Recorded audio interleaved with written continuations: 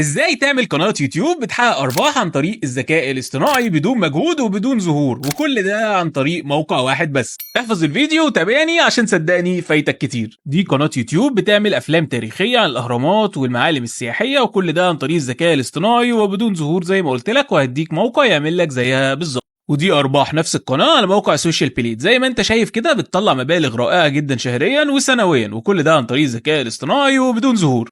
هنفتح جوجل ونكتب اوجي اي اي، وبعد كده نختار اول نتيجه. ده موقع بيعمل لك فيديوهات بالذكاء الاصطناعي ومش عليه اي حقوق ملكيه، يعني تقدر تستخدمها بدون اي مشكله، وبيعمل لك الفيديو حسب ما انت تطلب بالظبط. تختار الخطه الكلاسيك وبعد كده تقول له ان انت عايز تبدا من الاول، وبعد كده بتكتب له انت عايز تعمل فيديو عن ايه بالظبط، وهو بيكتب لك سكريبت كامل للفيديو. انا مثلا كتبت له عن الاهرامات، وزي ما انت شايف كده دي النتيجه، وتقدر تعدل فيها براحتك بدون اي مشكله، وتستخدم الفيديو وتحمله، والموقع مجاني 100%. لو انت لسه ما فهمتش، دي قناتي على اليوتيوب، تقدر انت تدور عليها وهتلاقيني سايب لك اللينك في البايو. شرحت فيديو كامل عن الموقع ده في 15 دقيقة، شرحته بالتفصيل وازاي ادبلجه للغة العربية.